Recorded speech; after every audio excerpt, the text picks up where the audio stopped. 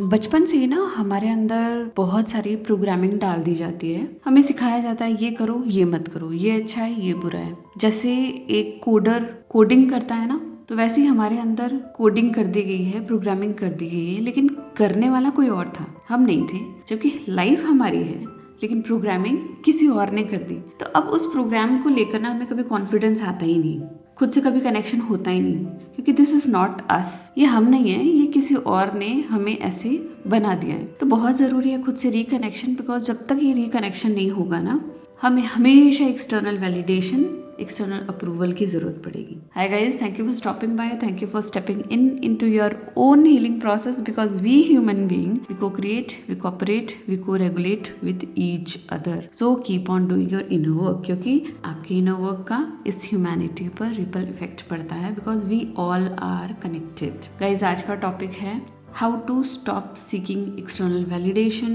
And approval. पहली चीज जो मैं शेयर करूंगी वो है एक मेटाफर, एक माइंडसेट शिफ्ट ट्रिक।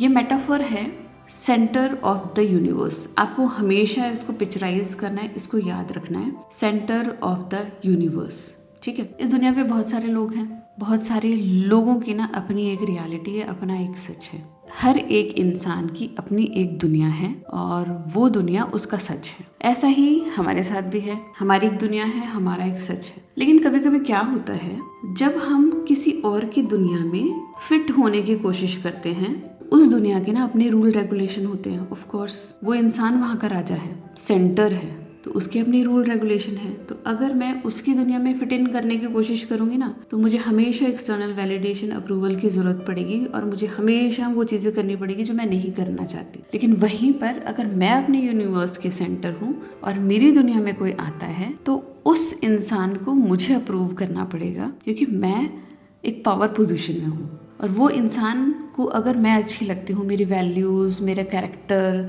मेरा बिलीव सिस्टम अगर अच्छा लगता है, तो वो मेरे साथ रहेगा, एल्स वो नहीं रहेगा, वो छोड़ देगा। ऐसे ही हमारे यूनिवर्स में बहुत सारे लोग हैं, अगर उन्हें हमसे रिलेटेड कुछ चीज़ें पसंद नहीं आती, they are free to go, we should let them go. हम उन्हें फ्री कर सकते हैं कि तुम जाओ, अपनी दुनिया बनाओ, है ना, जो तुम्हें अच्छी लगती हो। लेकिन वो लोग हमारे साथ रहेंगे जो हमारी वैल्यूज से, हमारे बिलीफ सिस्टम से अलाइन करते हैं। लेकिन हम करते क्या है कि जैसे ही हम लोगों से मिलते हैं ना, एज अ पीपल प्लीजर, हमारे माइंड में चलता रहता है कि कैसे ना मैं इस इंसान की अटेंशन को सीख करूं, है ना, कैसे मैं इस इंसान से ना एक वैलिडेशन, अप्रूवल प्राप्त करूं। क्योंकि हमें ना लोगों को पटाने की लगी रहती है। जब तक हम खुद से कनेक्टेड नहीं हैं, जब तक हम सेंटर ऑफ यूनिवर्स नहीं है ना, हमें दूसरों को पटाने की लगी रहती है, यार किसी भी तरीके से ये ना मेरे साथ रह जाए, किसी भी तरीके से मुझसे बात कर ले, मेरे साथ टाइम को स्पेंड कर ले। तो इसकी वजह से ना हम वो सारी चीज़ें करने लग जाते हैं जो उन्हें पसंद होती है। लेकिन वहीं अगर हम हमारे सेंटर ऑफ द यूनिवर्स है ना, तो यही स्क्रिप्ट जो हम अभी बोल रहे थे ना अपने साथ, ये फ्लिप हो जाएगी, है ना।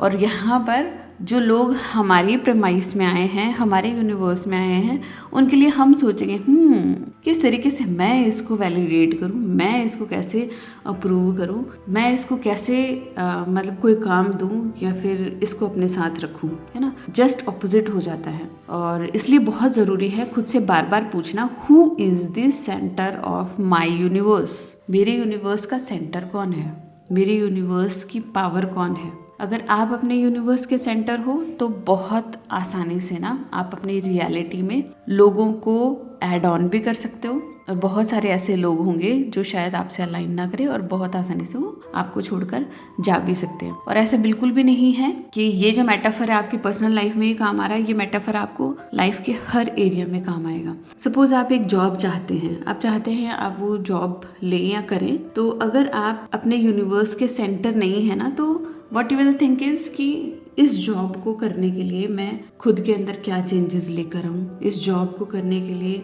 मुझे कहाँ पर एम्फोसाइज करना है, कौन से स्किल्स को इम्प्रूव करना है ना। लेकिन वहीं अगर आप अपने यूनिवर्स के सेंटर है ना, तो आप खुद से सही क्वेश्चन पूछेंगे कि क्या ये जॉब मेरे लिए सही है, मेरी स्किल सेट है मेरा, उसके अकॉर्डिंग ये जॉब मेरे लिए सही है कि नहीं है। तो इसी तरीके से आप बहुत सारी चीज़ों को ना, जो कि आपकी लाइफ में अननेसेसरी है, आप उनको फिल्टर आउट कर देंगे। लेकिन अगर आप किसी और इंसान को या दूसरों को बहुत ज़्यादा पेडिस्टल पर रख रहे हैं, बहुत ज़्यादा इम्पोर्टेंस दे रहे हैं, अपनी सारी चीज़ों को ना उनके इर्द गिर्द चला रहे हैं, और आपको हमेशा डर बना हुआ है कि वो नाराज़ हो जाएगा, परेशानी हो जाएगी, वो गुस्सा ना हो जाए, तो आप समझ लीजिए you are not your centre of universe. ठीक है, आप किसी और के यूनिवर्स में घुस चुके हैं, इसलिए आपको बहुत ज़रूरी है आप ग्राउंडेड रहें, आपके अंदर खुद के साथ कनेक्शन हो। अब ये जो रिकनेक्शन जब तक नहीं होगा ना, आप ये समझ लीजिए you can not ground yourself, आप एक पावर पोजीशन पे नहीं होंगे। इसलिए ना आपका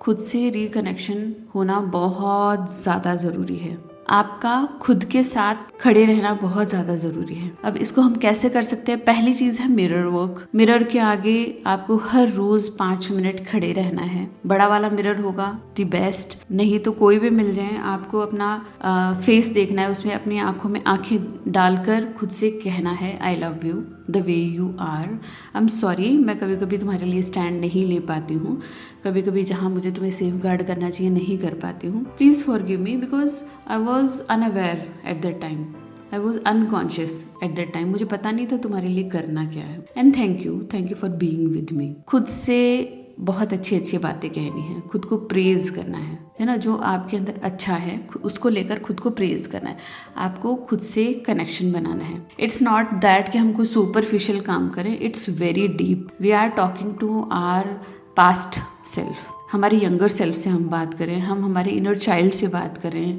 हमारे सप्रेस्ड इमोशंस, हमारे सप्रेस्ड एस्पेक्ट्स के साथ हम बात करें। जब हम उनसे कनेक्शन बनाएंगे ना, एक्चुअली हमें बहुत ज़्यादा कॉन्फिडेंस फील होगा। सेकेंड चीज़ है खुद के साथ कनेक्ट करने के लिए जो इम्पोर्टेंट है, दैट इज शैडो वर्क। आपको शैडो वर्क करना है, आपको खुद को पहचानना है, who you are, what I do not like in myself, what I am insecure about myself, what I want in my life, what I am hiding from others and what parts I have rejected in myself। इस तरीके से ना बहुत deep down question खुद से पूछिए। मेरी एक पूरी प्ले लिस्ट है शैडो वर्क पर, उस प्ले लिस्ट को देखिएगा, लाइक गेम चेंजर। आपकी लाइफ पूरी चेंज हो जाएगी अगर आपने शैडो वर्क करना शुरू कर दिया तो, अगर आपने अपनी लाइफ की रिस्पॉन्सिबिलिटी लेना शुरू कर दिया तो।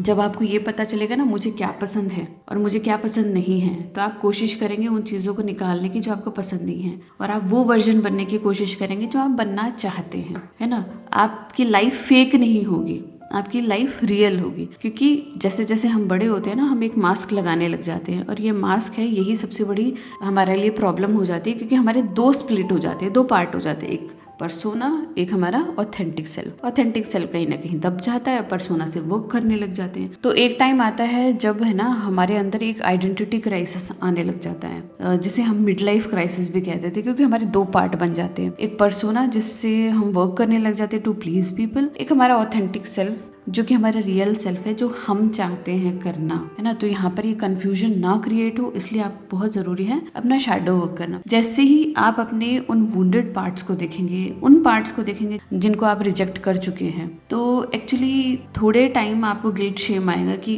This is not I want to be, ये मेरा पार्ट नहीं है।